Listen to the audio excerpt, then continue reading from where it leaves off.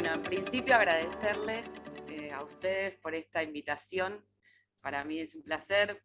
Eh, Pienso los talleres en términos no de tener yo la palabra absoluta y el saber absoluto, sino de también que lo pensemos colectivamente, ¿no? Si alguno, alguna, algune, voy a hablar en inclusivo porque desconozco las identidades de todos, así que eso está bueno también empezar con pequeñas cosas así. Eh, ¿Tiene alguna duda? Que la manifieste. Y bueno, vamos a ir construyendo estos conocimientos. Eh, es verdad, hoy tengo 3 trabajos, trabajo en el Destape y en Futurock, además de Senado TV. Por supuesto decir que los feminismos y los transfeminismos me cambiaron la vida, literal. No me cambiaron la mirada, sino que me cambiaron la vida. Mi manera de pensar, mi manera de sentir, mi manera de desear y mi manera de hacer política. Porque hay algo que sí me gusta aclarar, que es que las feministas hacemos política. No hablamos de mujeres, sino que hacemos política. Llamé a este taller y por lo general pienso un título para abrir a la hora de hablar cualquier tema que vaya a dar, la circularidad del tiempo.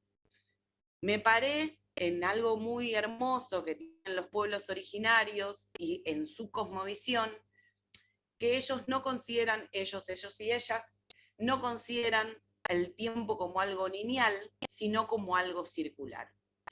Esto quiere decir que quienes a mí me antecedieron dentro de los feminismos van a estar como mi horizonte. Espero se entienda este concepto. Y yo voy a caminar hacia ellas. Y la foto que está atrás es de la votación del aborto, donde no se logra ver muy bien, pero es una de las históricas que lucharon durante 30 años y muchas mujeres jóvenes, y agradezco que las amigas de tus hijas estén escuchando este taller, muchas de las jóvenes también se sumaron a la lucha de esas históricas, que nos antecedieron, pero que las tenemos por delante. Yo creo que el camino es ese, ¿no? Como esa circularidad. Y no es dato menor tomar los conceptos de los cosmos, de la cosmovisión de los pueblos originarios. Porque también se habla de derechos humanos y se habla de también darle visibilidad a esas ciudadanías. Y una pregunta que siempre me gusta abrir con una pregunta es ¿de dónde nos paramos para reconstruirnos? O sea, ¿hay un punto inicial? ¿No lo hay? Bueno, yo, si querés pasar a la próxima, hay una frase que dice muchísimo Gabriela Borrelli, que es una gran feminista, que les recomiendo que lean sus libros, que la escuchen si la encuentran en algún programa de radio en Radio Nacional o en algún medio, que ella siempre dice, yo aprendo de mis compañeras, eso me parece fundamental a la hora de hablar de los feminismos, una aprende con la compañera. Hay algo que mi compañera tiene que yo no tengo y hay algo que yo tengo que mi compañera no tiene y así es como nos retroalimentamos. Más allá de lo sororo, me parece que eso es una piedra filosofal dentro de los feminismos. Y ella dice una frase que es, para tirar el patriarcado hay que saber de dónde venimos y sus contextos. Yo puse ahí como 1, 2, 3, 4, 5, por resumir, porque si no, no podría, sería esto de 5 horas, es, por ejemplo, Aristóteles en el año 384 antes de Cristo decía lo siguiente de las mujeres. Celebro que haya varones, lo celebro mucho. Parecen hombres, son casi hombres, pero son tan inferiores que ni siquiera son capaces de reproducir a la especie. Quienes engendran los hijos son los varones. Son meras vasijas vacías del recipiente del semen creador. Toma para vos. Sí. ¿Eh? Digo, toma para vos, mirá Toma Aristóteles. pavos. Si había una definición de la mujer como objeto, Pues aquí tenemos a Aristóteles. Luego, sí, me pareció fundamental, y esto no es por estar en contra de la fe, yo creo que Jesús fue un revolucionario, pero en el año 325 después de Cristo, que se realiza el concilio de Nicea, y en el concilio de Nicea se hace la santificación de Jesús, donde se dice que Jesús es Dios y tiene que tener un representante en la tierra, que es el Papa. ¿Qué es lo que pasa ahí y por qué ahí se afianza el patriarcado? Porque el varón era la imagen póstuma de todo el sentido común que podamos tener. Tenía que ser un héroe, tenía que...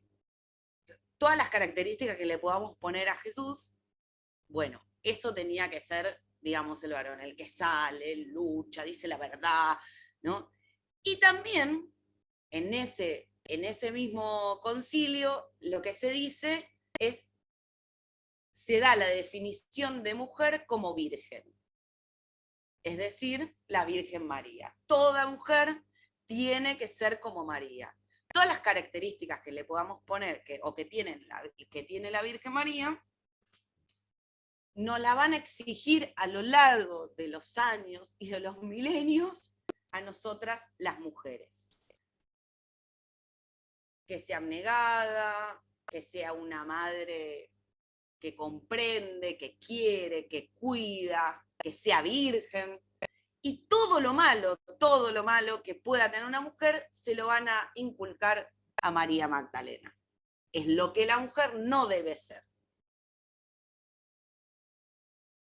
Esto para que tengamos una idea de cómo en ese momento empieza, ahí se crea lo que es el Opus Dei, ¿no? Por supuesto.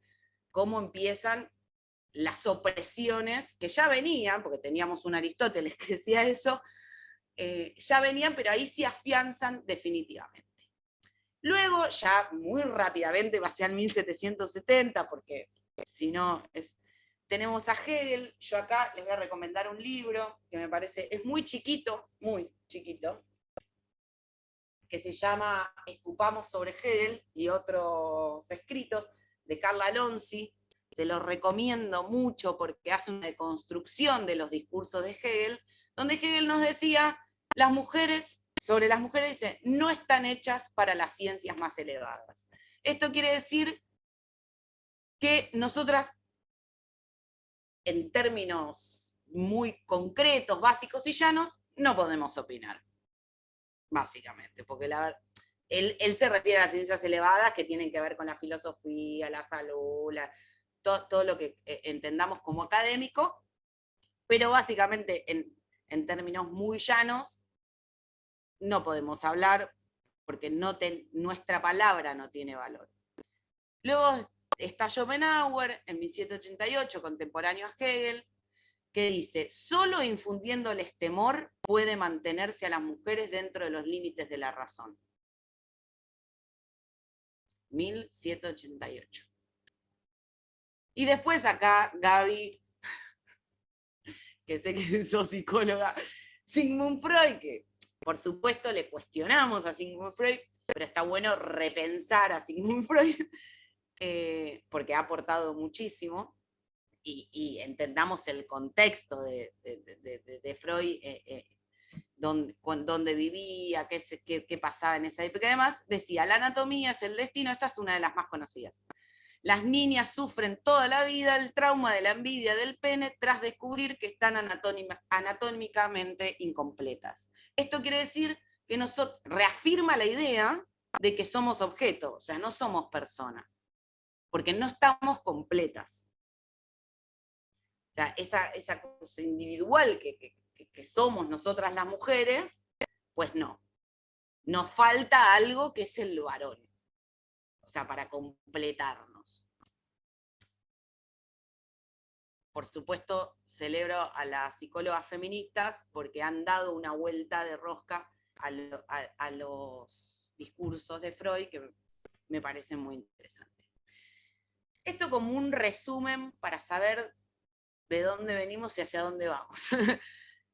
Y en la siguiente diapositiva, ya metiéndome más en mi métier, Yo elegí empezar por la publicidad, porque la publicidad tiene un gran alcance mediático en nuestras vidas. La vemos en la calle, la vemos en la tele, la vemos en las redes, y ahora con las redes muchísimo más, porque vos pones lo que sea, plato blanco, y te sale una publicidad o una compra de plato blanco y demás. Medios nos robaron 67 años estereotipos. Ya después vamos a ver más adelante por qué nos robaron 67 años. Elegí estas dos publicidades que son del año, si no me equivoco, del año 40-50, que son bastante identitarias, donde el hombre toma geniol, dolor de cabeza, es un dibujo, pero está dibujado como el hombre que sale a trabajar, y que tiene pilas con geniol y demás. Y después otra que dice: mi regalo tenía que ser Volcán. Si se fijan, quien está en la imagen es una niña, y al lado hay una cocina y un, si no me equivoco, termotanque, o lo que sea, todo lo que tiene que ver con la mujer está destinada a lo privado, que quiere decir a los cuidados, a la casa y a no salir de ahí, y el hombre está más destinado a lo social y demás. A veces yo siempre trato de dar el ejemplo de que tengan el ejercicio, por ejemplo, de ir a una juguetería, tengan hijes o no, y que se fijen cuáles son los juguetes que tiene el varón, porque encima están sectorizados y separados, porque vamos a leer al mundo como binomio, esto es decir, varón-mujer, no entra otra identidad, y los juguetes de los varones van a ser más destinados al ocio, a los deseos, a los placeres, el auto, a los héroes, la guerra, ¿no? Y el de la mujer va a ser más la cocinita, la muñeca, que sea peluquera y demás. Hay un libro muy lindo que se llama Géneros y Subjetividad Masculina, Varones, que lo que dice en ese libro yo lo separé, no tienen que leer todo, pero está bueno leer sobre masculinidades, donde dice que en el momento que más se afianza la masculinidad, y lo pudimos ver en la pandemia, es cuando el mundo está en crisis, en las guerras, en la pandemia, cuando, o sea, estamos en pandemia todavía, es donde más se afianza la masculinidad, donde más surge, donde más, vieron que hace poco hubo como aumento de femicidios, el encierro de las mujeres con los cuidados y demás, ¿no? En la siguiente diapositiva, esto ya no es Argentina, esta publicidad, pero me pareció muy gráfica. Esto también es de los años 50, es de una pintura. Esto es lo que no es tan lejos de los años 50, y que tiene que ver con las personas marrones, ¿no? O sea, vos para existir en la pirámide, primero que nada está el varón heterosexual blanco. Luego viene la mujer heterosexual blanca. Luego viene la identidad, o sea, las lesbianas blancas. Y la identidad marrón cada vez va bajando más, ¿eh? Y ni les cuento cuando es una travesti trans que tiene una identidad marrón, está en el fondo, el piso, y varones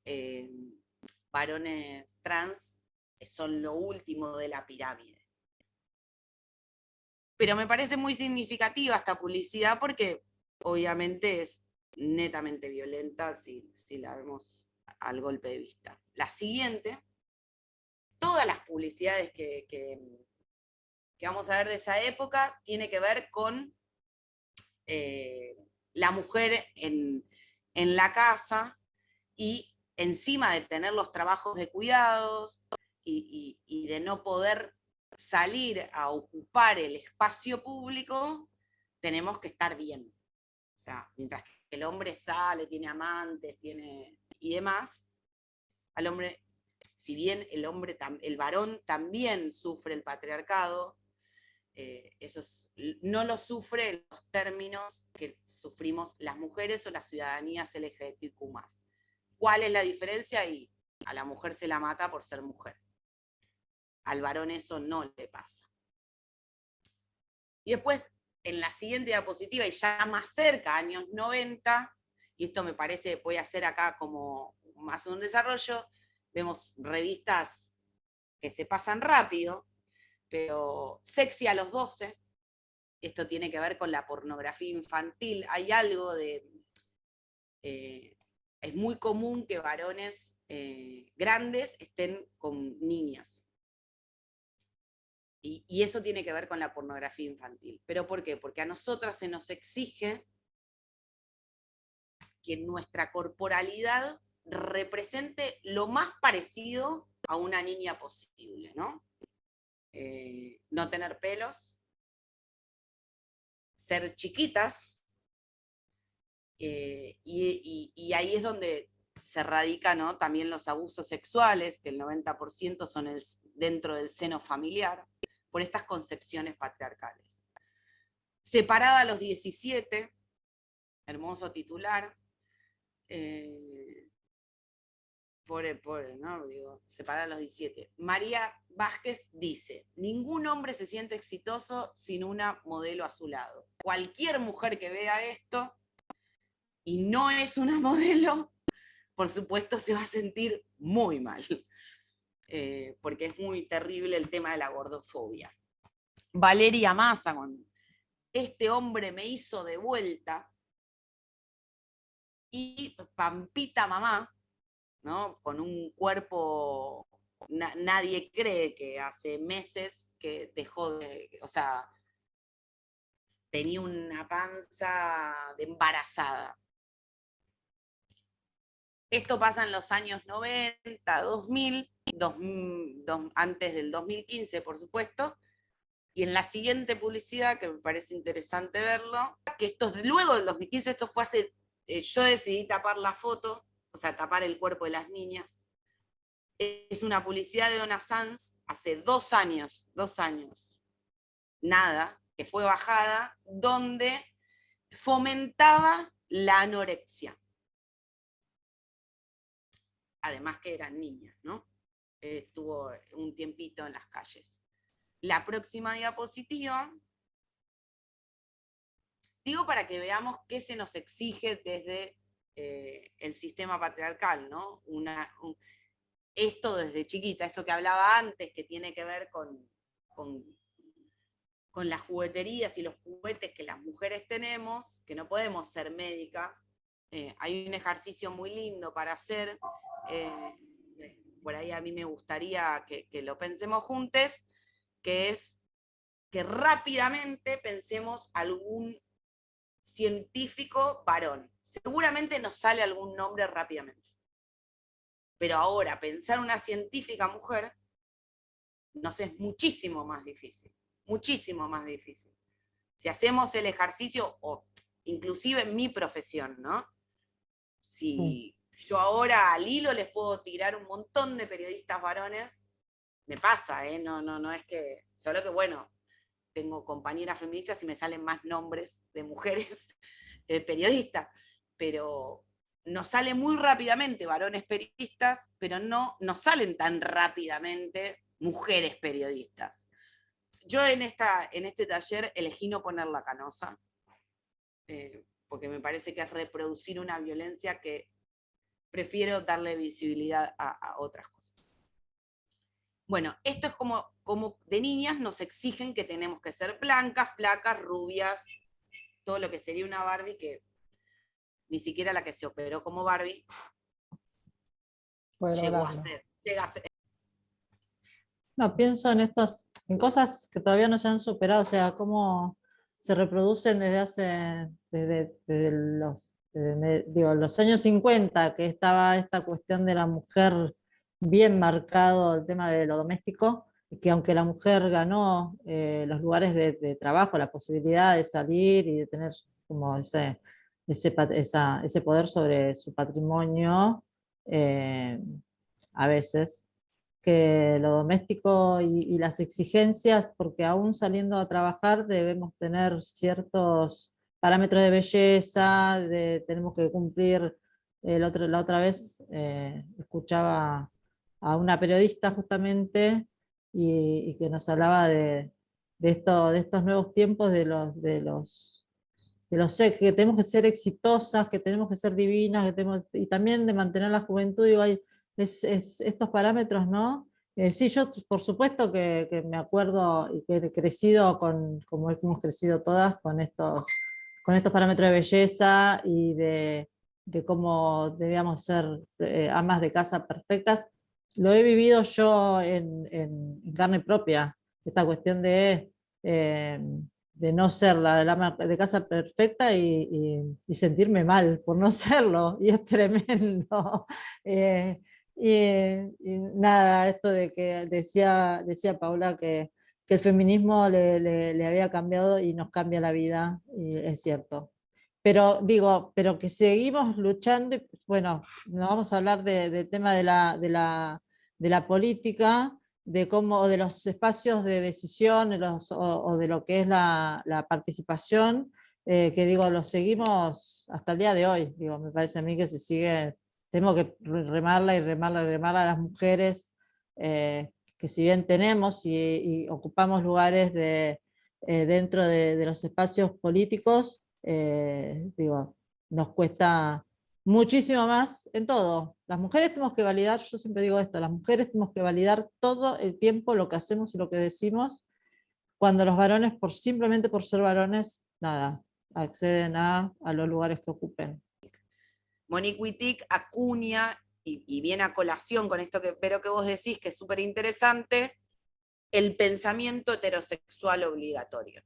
Miren lo que es el librito, nada, pero les juro que este librito a mí me hizo llorar. Llorar en el sentido de, me hizo preguntarme por qué yo nací sin elección.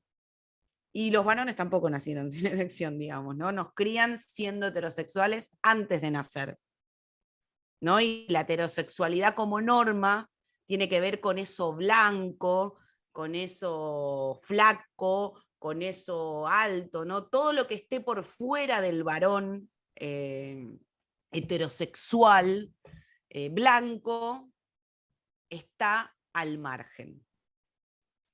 Y es muy interesante porque uno, cuando empieza a cuestionar su identidad sexual, no porque vayan a elegir otra, ¿no? Sino porque está bueno saberse y reconocerse cuáles son mis deseos, si son elecciones o si son mandatos, si son obligaciones y demás, porque el 100% de las personas, no hay menos en esto, en algún momento han tenido alguna experiencia homosexual, si se quiere. En algún pequeño, que sea en su adolescencia, o en alguna pregunta o alguna duda, lo que sea, pero nosotros y nosotras y nosotres no indagamos sobre eso. Seguimos sosteniendo ese mandato a como dé, porque por supuesto estar en los márgenes no es nada fácil. Ya más adentrándonos, elegí a Karin, porque me parece que sintetiza muy bien, que dice: las noticias y los medios de información son fuerzas poderosas que ayudan a determinar la manera en que las personas ven su sociedad y se ven a sí mismas, e influyen en cómo actúa la gente en el hogar, la escuela, el trabajo y hasta en las elecciones políticas que hacen. Es un poco la que ya veníamos hablando antes, pero me parece interesante pensar a los medios como generadores de sentidos. Si yo escucho un medio de comunicación, lo que les voy a recomendar es que lo que primero piensen no lo piensen como la verdad, sino que lo piensen como cuestionamiento. Sea el medio que sea. Por supuesto que los medios autogestivos, y yo agradezco haber empezado en los medios autogestivos, tienen otra construcción.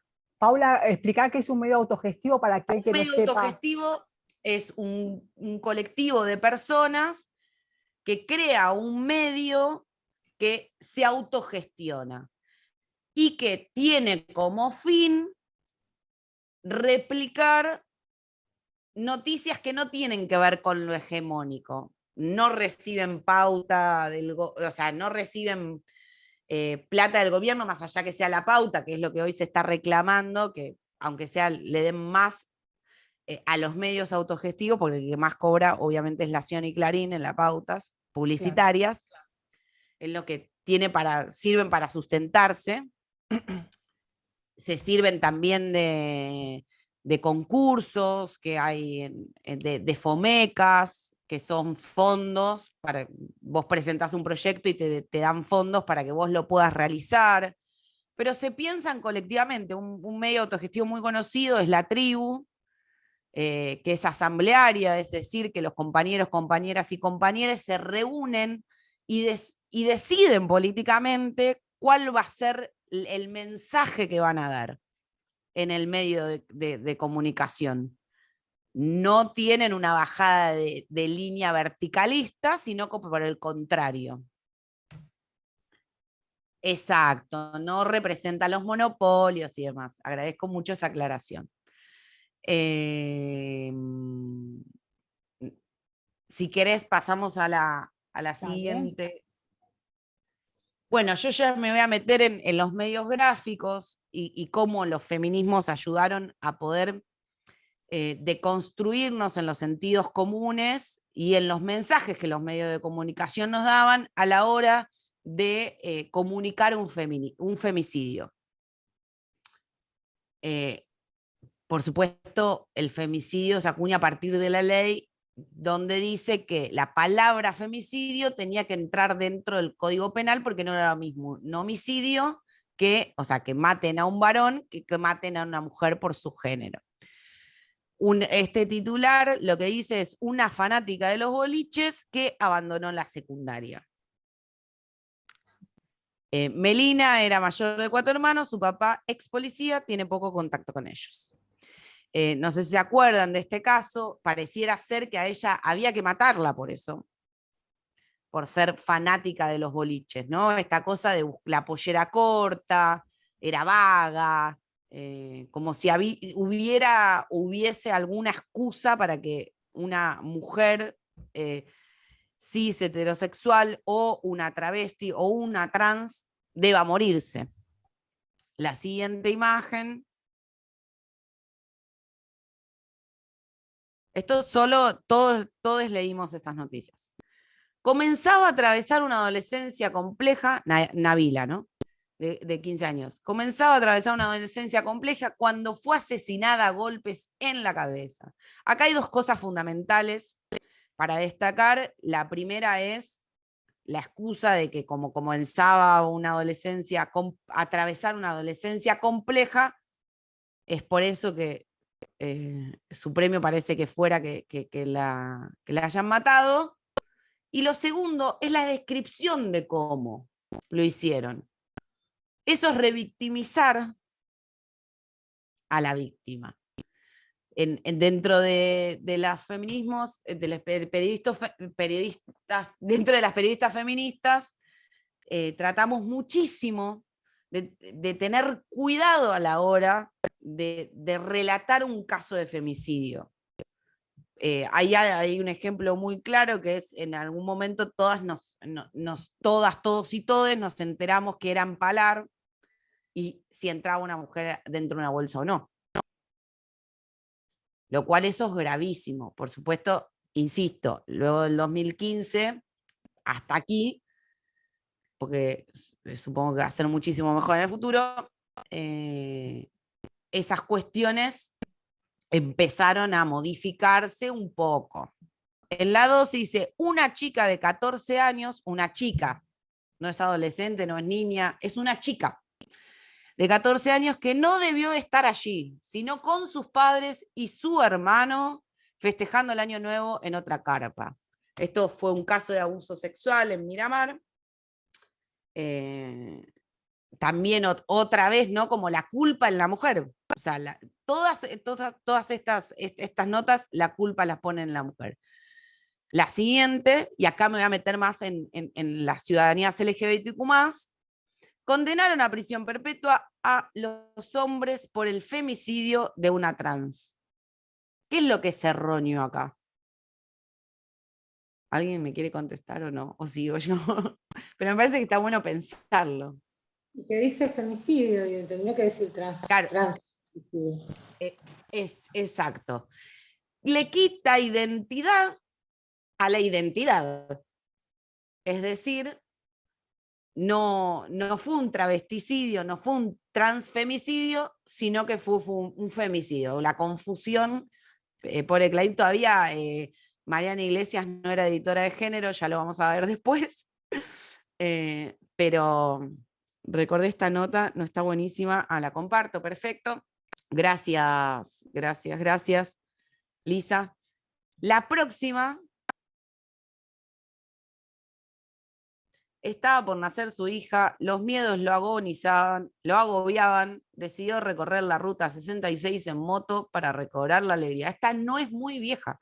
Yo creo que si tiene un año, yo me imagino a alguna mujer que diga, estoy agobiada, me voy a ir a recorrer, y dijo, abandono a mis hijas en este momento. Aparte la foto, ¿no? Se lo ve muy cansado y agobiado a este señor.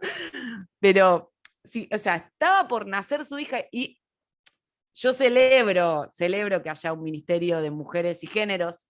Podemos entrar en el debate más profundo de cómo debería ser y demás, pero yo lo celebro porque hoy el tema de cuidados está en agenda, ¿no?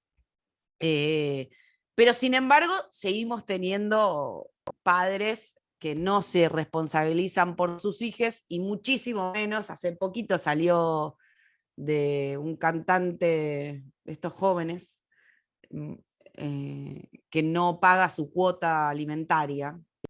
No recuerdo cómo es el nombre, lo vi ayer la noticia, Moura, no sé, bueno. Que esto fue siempre así, ¿no? La paternidad no es una responsabilidad. Por Paulo Londra, como esta cosa de ¿qué es la responsabilidad? O sea, la responsabilidad del varón a la hora de ser padre, ¿no? Y cómo deja recaer en la mujer todas las tareas de cuidado, absolutamente todas. Perdón, una cosa, siempre fuimos o fueron siempre madres solteras, nunca padres, nunca padres que abandonaron o dejaron hijos, sino esto de somos madres solteras o madres solas, pero nunca se pone el pie, ¿no? En eso. De hecho, el hombre que hace esto, que abandona la responsabilidad de su paternidad, nada, no tiene ningún tipo de condena. Si hoy, bien, si penalmente, digo, el hombre que no pasa alimentos hoy por hoy es un delito penal, pero de no hace mucho tampoco, o sea, es hace poquito que sucede esto, pero eso, socialmente tampoco tiene una condena social. Digo, la gente que sabe de un hombre que abandona a sus hijos o que no los ve nunca, qué sé yo, y no pasa nada. Este comentario de Sebastián que dice, siempre en algún lado, un asado, un fútbol, salida nocturna o lo que sea, hay algún amigo, familiar o cercano abandónico con sus hijos. No sé, Seba, si querés ampliar. Bueno, eso que dice Sebastián me parece sumamente interesante y voy a hacer una pausa en el PowerPoint y con esta imagen me parece buenísima, que es que el problema para los varones, son muy pocos, siempre está afuera. Siempre. Hace poco pasó el femicidio y uno de los ex compañeros de Presentes dijo, ¿no? Nadie tiene un amigo violador, un amigo violento, un amigo, ¿no? O sea, y se muere una piba por día, o sea, como que las cuentas mucho no dan. Esa frase me pareció hermosa, riquísima, triste a la vez, pero es cierto, es cierto. Y lo interesante que está bueno para los varones es poder marcar eso, ¿no? Es poder decirle, porque que nosotras podamos marchar y que nosotras podamos denunciar y que nosotras podamos decir, no es lo mismo si el varón le puede decir a ese amigo, a ese primo, a ese padre, a ese, che, que este chiste no me cabe, que le digas así a una piba o a una identidad tampoco, como poner ese límite, ¿no? Porque me parece fundamental para la construcción. Sin ustedes no es, digamos, es con los varones, ¿no? Pero tienen que poder empezar a replantearse, a preguntarse. Siguiente imagen, y está muy bien que pasemos a esta. El homicidio de Alejo ahora es considerado femicidio inverso. Estas son cosas que las vemos, que salen ahora, por supuesto 2 hombres hablando, ¿no? 2 varones. No. O sea, más contradictorio este titular no puede ser. O sea, femicidio inverso, o nunca entendieron nada de lo que era un femicidio, ¿no? ¿Qué es esa figura femicidio inverso? Es este discurso que escuchamos y que lo hemos dicho alguna vez. Yo hago un mea culpa porque me parece fundamental poder decir de dónde vengo y poder resaltar hacia dónde voy, ¿no? Que es algo distinto. El femicidio inverso. Hermoso. No, estaba pensando esto del femicidio inverso y también esto de, bueno, y también hay mujeres malas, ¿no? O mujeres violentas. Me parece que son como búsquedas dentro del sentido común, ¿no? Que parecen bromas o chicanas o cuestiones del sentido común. Ay, pero ellas también pegan, ¿no? Ellas también son machistas. Me parece que son discursos que tienden a querer negar de una manera solapada por ahí una realidad que es hegemónica, porque si bien es verdad que la violencia existe en todos los niveles y para todos, que es parte del sistema la violencia, hay una violencia que tiene que ver con el género que es específica, ¿no? Y que estos discursos desde el sentido común todo el tiempo están apelando a hacerse los tontos, ¿no? Pero viste hacer noticia de algo completamente excepcional, cuando de golpe... La violencia. Te justifico la violencia diciendo que lo que ustedes dicen es toda una porquería porque también hay mujeres que matan. Bueno, tal vez haya alguna mujer que mata a un varón, dudo que sea por violencia de género, pero sí puede ser. Ahora, el tema es que es una excepción. Acá lo que estamos hablando, ¿no? Me parece a mí, es de una cuestión hegemónica. O sea, son 250 mujeres por año. Sumalas en 5 años es un genocidio, por razones de género, sin contar los transvesticidios, transfemicidios, las víctimas vinculadas, ¿no? Si querés, pasamos a la 16. Ya termina, chicos, el juego son 20 nada más. Ley de equidad de género. De géneros, a mí me gusta decir géneros porque es una posición política. Digo perspectiva de géneros, digo equidad de géneros, identidad de géneros. Es una... Entiendo que el ministerio dice género, pero yo es una posición política que hago. Desde ahí me paro. Ley de equidad de pero género. ¿podés aclararlo por qué? Sí, ¿por qué? Dale. Porque no hay Dale. un solo género. Son géneros, hay varones, hay mujeres, hay travestis, hay trans, hay lesbianas, hay queers, hay bisexuales, todo lo que, o sea, hay ciudadanías no binarias y ahí entran los géneros. Y una manera de decir géneros es nombrarlos. Nombrarlas, nombrarles. Gracias por eso. Esta ley no se puede pensar sin la ley de cupo y sin la ley de paridad. No se puede pensar posible. Como no se puede pensar posible el DNI no binario sin la ley de matrimonio igualitario, sin la ley de identidades de géneros, que se cumplen ahora el lunes 10 años, y que todavía falta mucho, porque no solo no se resuelve el problema con una ley. Se tiene que seguir luchando para que sea implementada, para que finalmente se puedan cambiar los conceptos dentro de las sociedades. Esta ley de equidad de géneros en los medios Fue trabajada por las periodistas feministas, de las cuales fui parte, hicimos muchas reuniones para ver cómo afrontábamos y qué no debería de faltar en esta ley. Y el subtexto de la ley, en realidad, lo que nos preguntábamos antes de la sanción era: ¿quién habla? ¿Quién cuenta la historia? ¿Qué voces y qué cuerpos están autorizados a decir? Que es un poco lo que veníamos hablando en todo el taller. Pero ¿quiénes daban las noticias de ellas ocupando posiciones de poder? ¿No? Porque son posiciones de poder. No. Si hay un varón en la televisión, cis, heteronormado, es una posición de poder.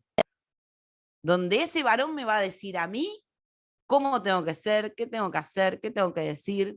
Esto que decía Karin al inicio, ¿no?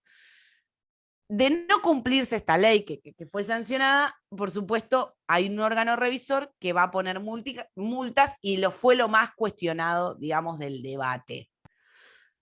Las multas, o que les iban a sacar la pauta a los medios hegemónicos. Bueno, en fin, eso decía en las derechas. Por supuesto, gracias. No ha sucedido.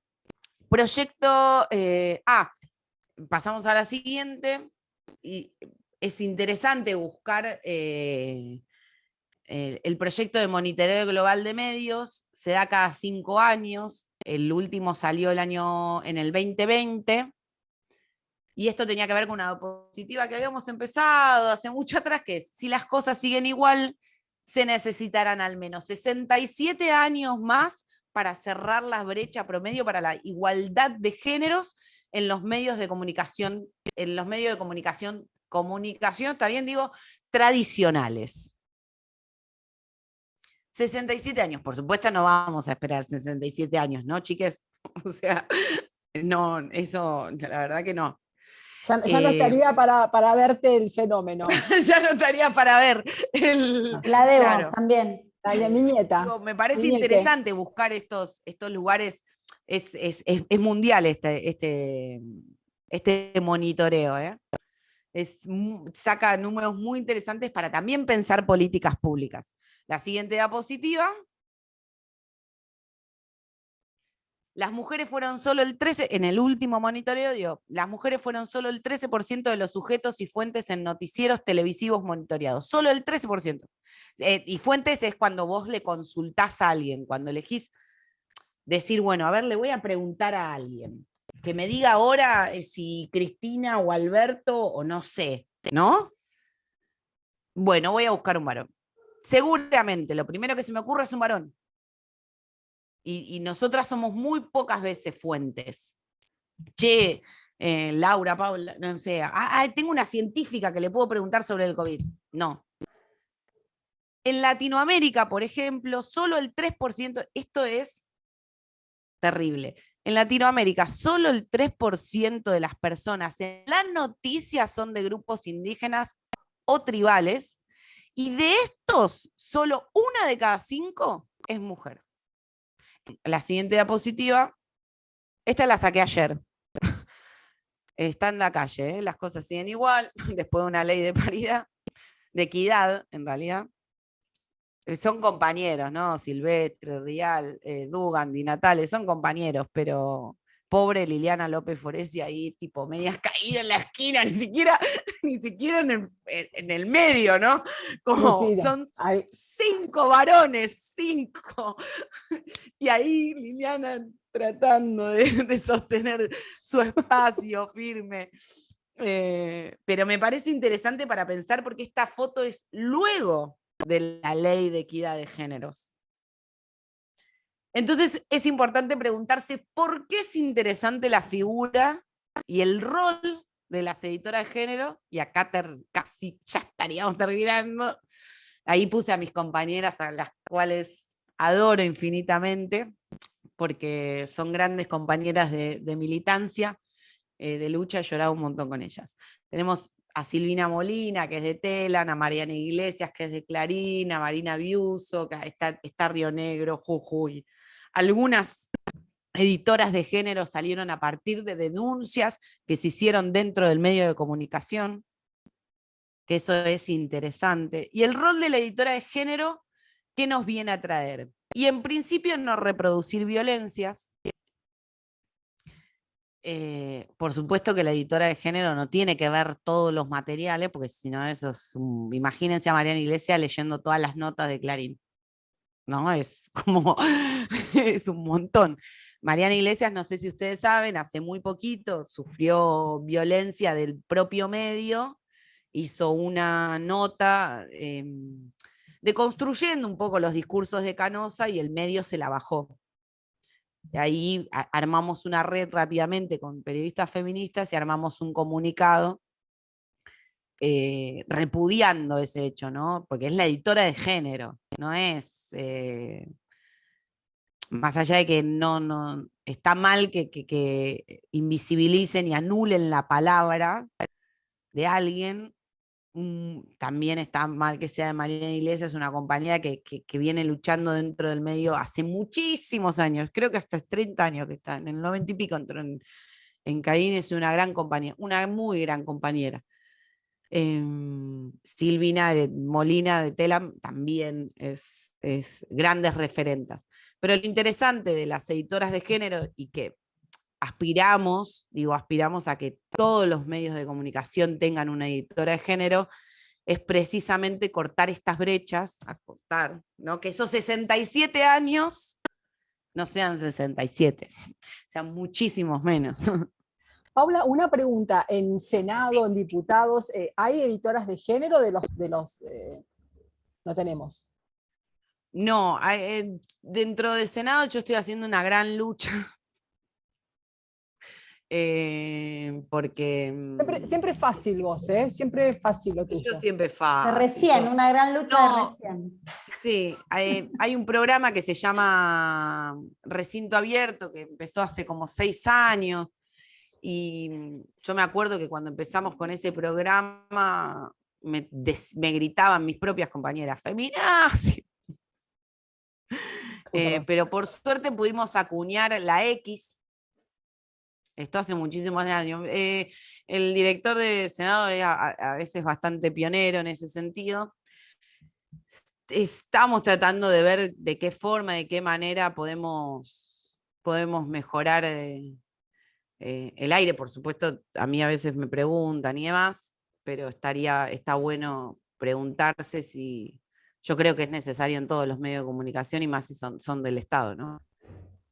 Es como un cuestionamiento directo a la ética del periodismo, ¿no? Lo que pasó con esa nota de Viviana Canosa, porque al fin y al cabo lo que pasa con los medios hegemónicos es que como ya tienen acuerdos prearmados políticos, claramente tienen que hablar de género porque está en agenda, pero cuando les conviene, con total impunidad, bajan notas como esas, coartando la libertad de expresión, coartando un montón de gente que necesita leer eso porque se siente representada, y todo por priorizar, acuerdos como lo que implica Viviana Canosa para la derecha argentina, básicamente. Una cosa, porque yo me voy a Italia y como tengo mi prima allá que va a ser mamá, quería saber, porque yo la voy a ver, entonces yo me enojé mucho con mis primas porque me engañaron por ser lesbianas y a mí nunca me dijeron eso y eso me sentía muy triste. ¿A vos te molestó que no te lo hayan dicho? ¿O que sí, me molestó sean lesbianas? Ah, sí, que te lo hayan ocultado. Mucho. Me lo ocultaron, sí. Para responder, pero me parece interesante en esto de los discursos de los medios hegemónicos, cómo es difícil para las identidades de géneros, y me emociona mucho, digo, es muy difícil para ellas poder decirlo en público. Hay algo muy interesante que dice Marlene Guayar, que es una travesti trans, en su libro Una teoría lo suficientemente buena. Ella hizo durante mucho tiempo un curso de Alcohólicos Anónimos. Y lo que le enseñaban en Alcohólicos Anónimos eran la nostredad. La nostredad, plantea Marlene Guayar, es pararse enfrente de la otredad, eso que es distinto a mí, desde lo que te une con esa persona y no desde lo que te diferencia. Muchas gracias. Primero Paula y todas las chicas y chicos que participan. Y esto es un camino difícil porque nos criaron, como estaban diciendo, en blanco o negro, ¿no? Y esto nos va a llevar mucho tiempo. Lamentablemente en el tiempo pasan y suceden cosas. Por ahí lo importante es este tipo de eventos. Y Paula, la verdad que te quiero agradecer y a Victoria y a las compañeros, porque también esto desmistifica que no haya materia gris dentro del Estado. Hay compañeras, compañeros, compañeros y lo que fueren, y la oportunidad debería ser general. Así que me siento parte de la vergüenza ajena de poder ser parte de un colectivo que lo único que hizo es ocultar las capacidades de las compañeras. Así que gracias por permitirnos aprender todo esto. Y gracias a todos los que pueden participar y darse esta oportunidad de todos los días reformularse. Gracias, Mario. Bueno, Paula, vuelvo a agradecerte. Todos estamos contentos, agradecidos de tu presencia. Te vamos a volver a convocar para próximos temas, eso seguro, columnista. y bueno, te dejo un beso grande, terminamos esta charla. Gracias, Paula. A los que están preguntando por la información, sí, cuando esté el video lo vamos a mandar vía mail, vamos a mandar las recomendaciones de Paula, así que de última, los que están participando hoy mandan un mail a formacionantecongreso@gmail y después le pasamos las cosas, si no me contactan por el celular y le vamos pasando el material. Paula, te dejo el cierre para vos, pero nada, más que aplaudirte, así, como sea, ahí, muy bien, y gracias. Bueno, agradecer, como dije en el principio, el lugar, el espacio, para que yo pueda poner mi voz. No fue fácil mi recorrido, digamos, para llegar a esto. Gaby me conoce mucho, vos, Vic, también, Vero hace muy poquito, pero para nosotras, que somos las que estamos más arriba en la pirámide, ¿no? Nos es muy complejo y difícil poder que nuestra voz tenga un valor. Así que agradezco infinitamente. Espero haberles regalado mis conocimientos y si les surgió alguna pregunta, yo ya gané, como digo siempre, a una sola. No pido muchas más. Nada, bueno, pueden consultar y demás, lo que sea, y no sé, mucho más. Bueno, Paula, te dejamos un beso, un buen fin de semana para todos.